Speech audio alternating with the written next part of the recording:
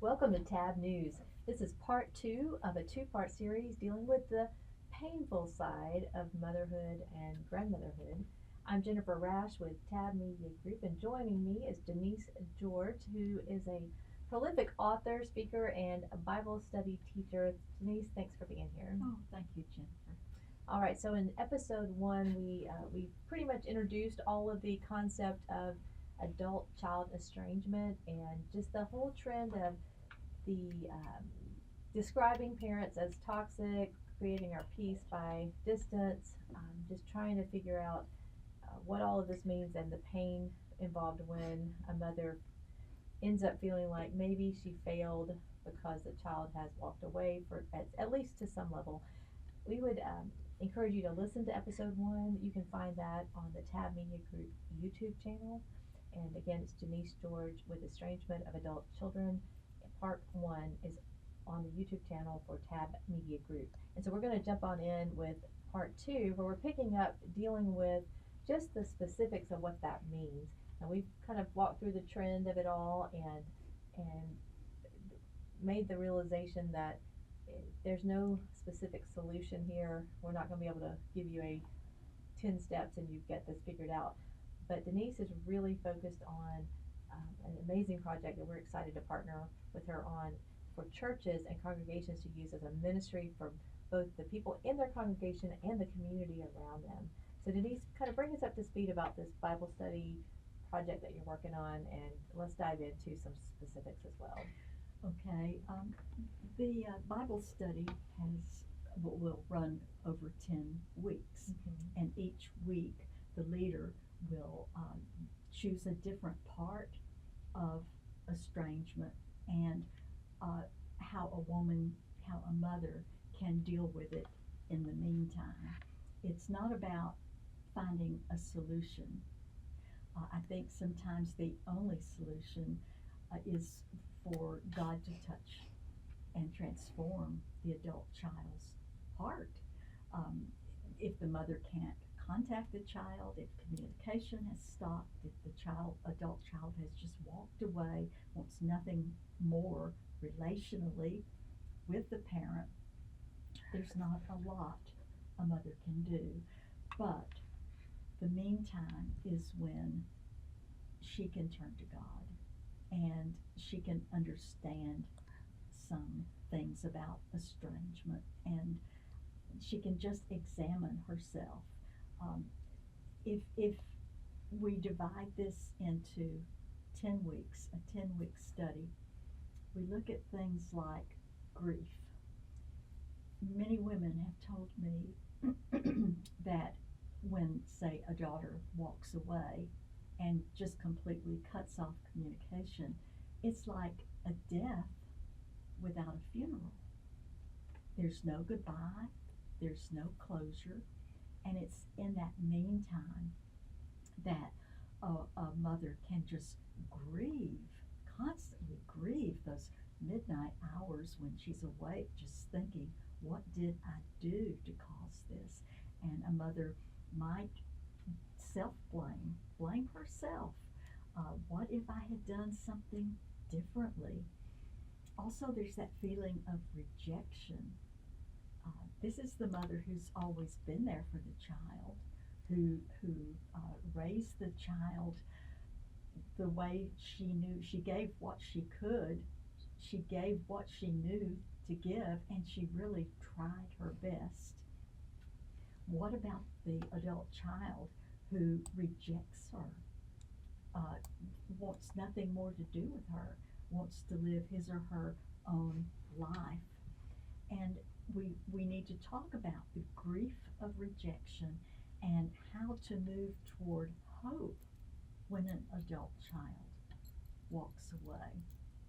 There's also fear involved.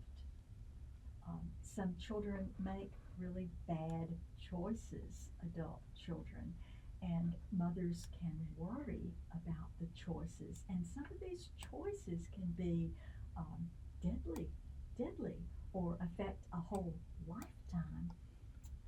How can we trust God when with something that we cannot see and no longer control? We've given the child roots. We've also given the child free will. And we cannot control an adult child, nor do we need to. They are ultimately God's children. We, as temporary caregivers, keep them safe, educate them spiritually and every other way, clothe, feed, we do all of those things. But when they grow up, they're like the little birds that need to fly with their own wings. We don't really raise children. We raise the adults they're going to become. So fear is involved. What do we do when we fear for our children and their safety? And then sometimes shame can move in. We need to talk in a group about shame, and we need to learn how to release the weight of what others think. Because the first thing that would come to a mother's mind when a child has walked away is, what people must think I have been a really bad parent for this to happen. They must think I really did something horrible. And the mother might think, I don't know what could have caused my child just to completely cut off communication, everything with me. It must be something I did, and shame can move in. Guilt is just another part. Guilt can become an actual prison. Now, there are no perfect mothers. I would be the first one to say motherhood is the hardest job in the world. And mothers are human beings. They are imperfect. Even the best mothers are imperfect. And sometimes we as mothers do make mistakes. But the guilt of that can become a prison. And there's a difference between conviction and condemnation. And we need to learn what that difference is. If we're guilty of something that we purposely did that hurt the child to this extent, we need to go to God and ask His forgiveness and heal from that. But so many times, the pulling away, the walking away, does not fit the mistake the parent made. It's like telling a child, I cannot afford to buy that car. If you want a car, you're going to have to buy it yourself. And then the child says, if you don't buy my car, I don't want anything to do with you. You're one of those toxic parents I'm reading about on Facebook or other social media sites. I think Instagram may be the highly trafficked one on this topic. Yes. Yeah. I see all kinds of new sites and groups coming up for both the mothers and the fathers and also the children who lots of groups. And in this note, just as a disclaimer, we are speaking about families that have done the best they could. They're foundationally strong for the most part, all the things. Yes, none of us are perfect, but we're not speaking toward the families that maybe have a mental health issue or abuse or addiction or things like that. That's got a whole nother level of complications and would impact the difference of what the adult child may have to do out of survival aspects. This is for that family that traditionally you would look at and say, hey, they should have it all together, really, or for the most part everything should be pretty routine. However, the adult child has walked away for some reason and the parents don't understand, or they have not been able to communicate in a way.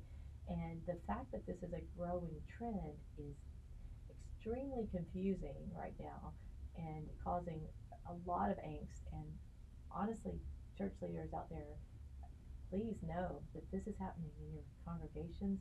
It's all around your communities, and there is a huge gap of help and resources.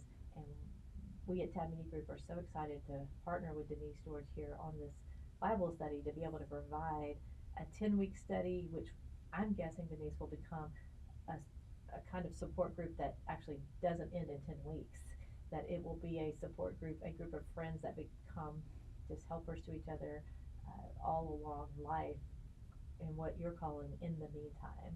So I jumped in on you there, but pick it back up on what some of the other specifics are that you'll deal with in this Bible study. A lot of people, a lot of mothers feel very angry, and we look at anger as one of those sinful things. And mothers who will say, "I expected the grief, but the anger is just eating me alive." Oh, that's interesting. And to look at anger and to distinguish anger, there is good anger, there is righteous anger. Jesus showed us that when he cleansed the temple with the whip and called it, this is not for making money, merchants. This is to pray. This is God's house. Mm-hmm. That's righteous anger. Righteous anger can face injustices and make things right, protect people. There's a place for righteous anger, but there isn't a place for anger to grow in one's heart like weeds, and anger can soon become bitterness. And there are a lot of things to look at in Scripture about the whole problem of anger, because it's a huge part of estrangement. There are other parts. Holidays. Oh, wow. Oh my. Mother's Day, Christmas, Easter. Families get together. They have their family traditions.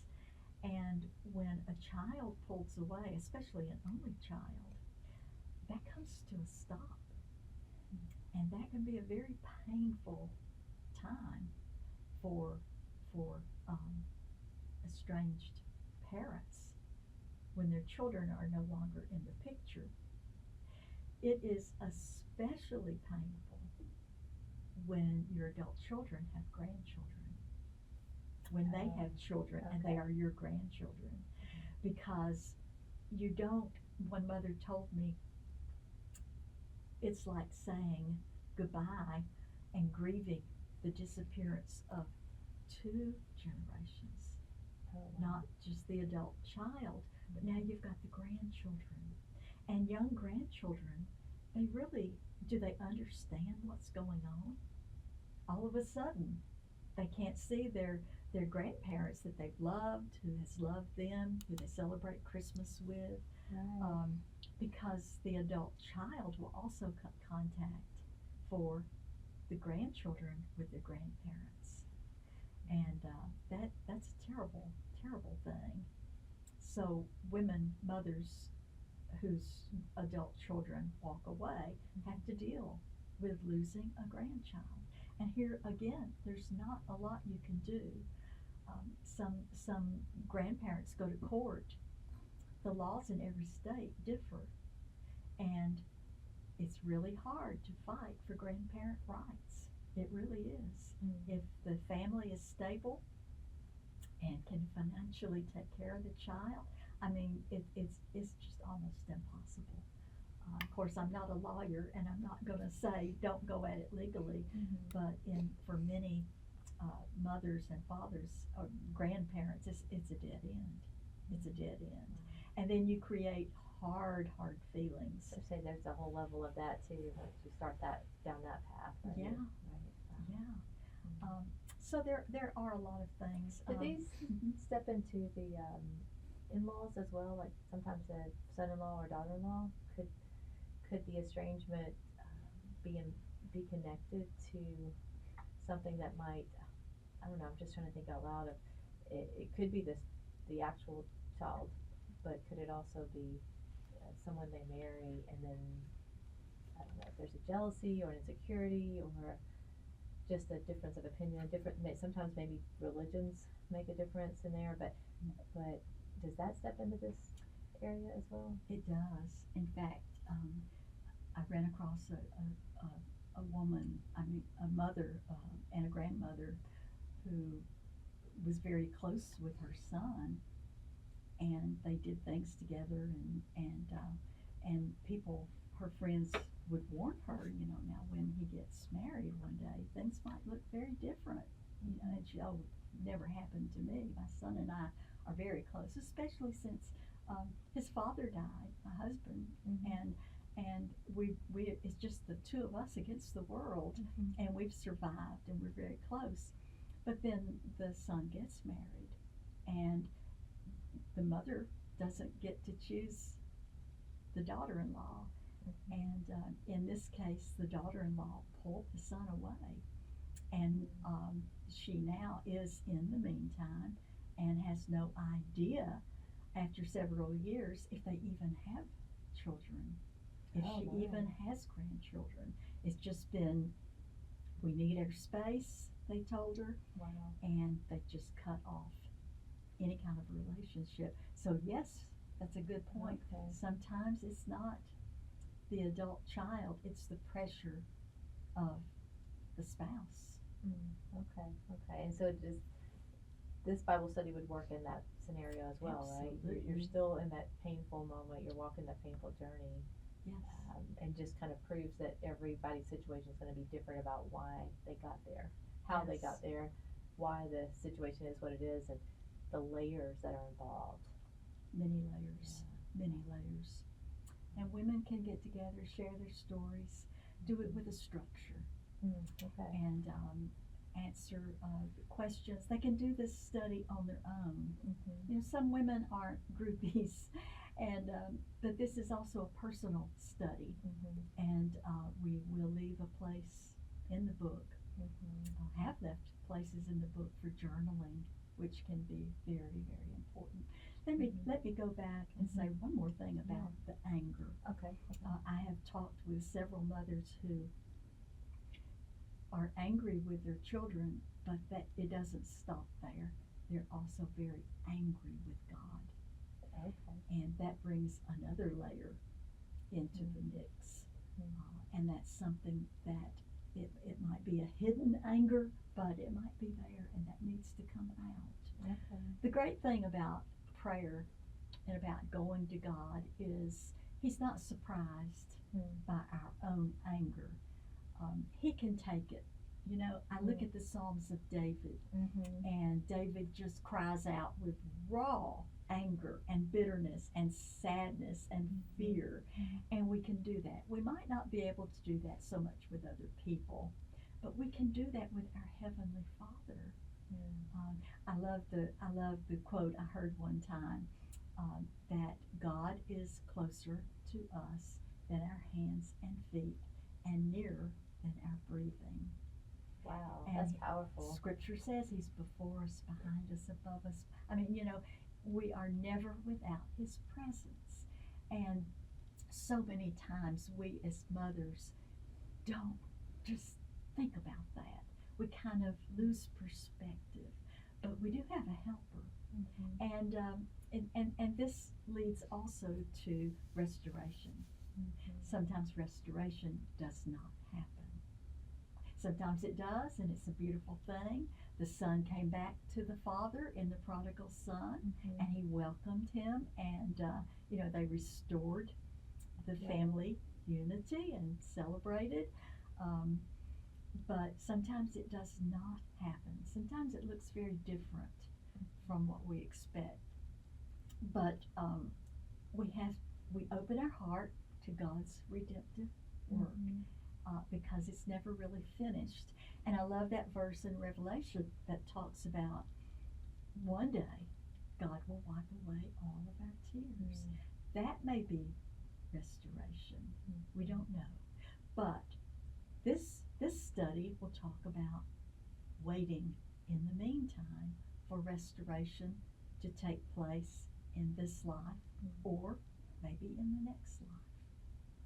But it allows us to grow in that moment instead of sitting and fretting or worrying or sitting in our anger and really going nowhere positive, nowhere productive, nowhere forward.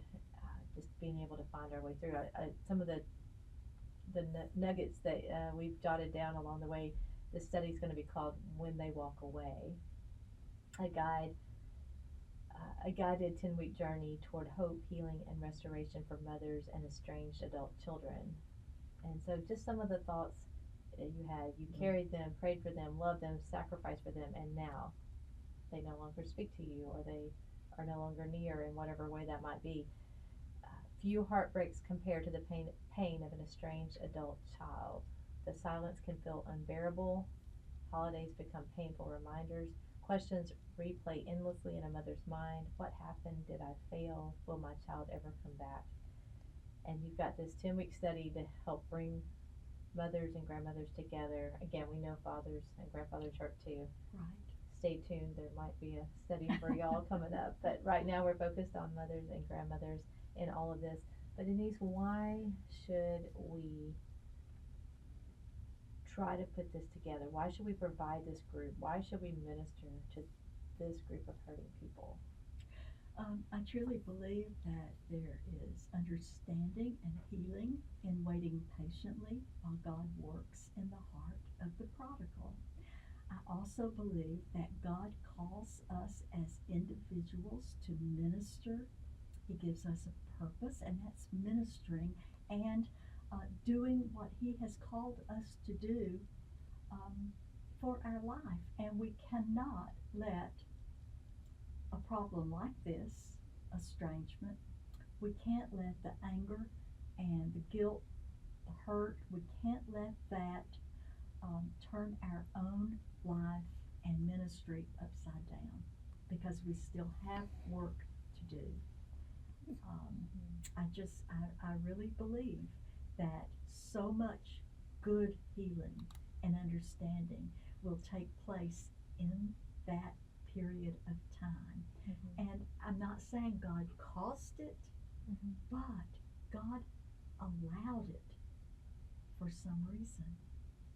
And maybe even so that a mother in the estrangement situation can understand it and reach out to other mothers going through that as ministry. Back to the wounded healer. The wounded healer. And in some cases, the love of a mother could be so strong, and so there's so much fear of something happening or not going just perfect for the child that they might be somewhat overbearing or trying to control every situation, and not doing, as you noted at the top, where, hey, we're the caregivers to a point, and then we have to release them to build on that foundation. We might still be trying to control or dictate or guide, again, thinking we're caring and loving. But would this also, for that mom that maybe needs to let go a little bit more, would this be an opportunity if maybe the relationship she hasn't moved all the way to estrangement yet? Maybe it's a step of information and healing and education that might could prevent that. Maybe, I don't know. It very well could be. Yeah. Women get together and they talk, and they hear, and one mother might say, I was just overbearing. I didn't mean to be, but I was loving it the way I knew how. Exactly. And what mother, what mother doesn't say to her 40-year-old son, be sure and wear a coat today, it's cold out there, and should the child say, Mom, I'm going to walk away, you're treating me like a child? No, the child should understand that mother has been doing that for 40 years, and it's hard to stop loving your child in that way. And it's like, so if both sides can see what's happening, sometimes that softens that frustration that might be brewing there. But I see that, and then I also see, even though you might not be the one going through this, the fact that you may have a friend or another family member who is walking with them through this Bible study would be, I think, helpful as well. Absolutely. And you can talk together, you can discuss what happened at the meeting within yourselves. It does need to be confidential. It needs to stay in that room, but to talk among yourselves, that's important. Women talk. Women need to be talk. friends. They need to talk. I know I've heard so many times when a man has a problem, he clams up, goes to his cave, and comes out when it's solved. Women aren't made like that. We have to process out loud, right? Process through conversation, and it's like, and healing can come. But yes, if a person has a sister or a good friend, bring her to the study, bring her into the church, and let everyone befriend her. Very important for women, and especially in this situation because it is growing at such a rapid pace. The church hasn't really met it yet. I don't know of support groups that are meeting this need. They're meeting a lot of needs, but this is important. And for such a time as this, it's an opportunity to minister to women in the church and in the community in ways that they might not find elsewhere. What an opportunity for the church. Wow. Absolutely. Denise, thank you. All right, so it is called When They Walk Away. It's going to be a 10-week study, Bible study, written by Denise George. It will be published by Tab Media Group. It will be ready for your fall Bible studies, and we will keep you posted at tabmedia.group. There also will be a leader's guide available so that you can download that for free, and you can purchase the book through Amazon, but we'll keep you posted on all of our sites, tabmedia.group, the alabamabaptist.org/books, and then on all of our social media. But you'll find it on Amazon, author Denise George, When They Walk Away, coming soon.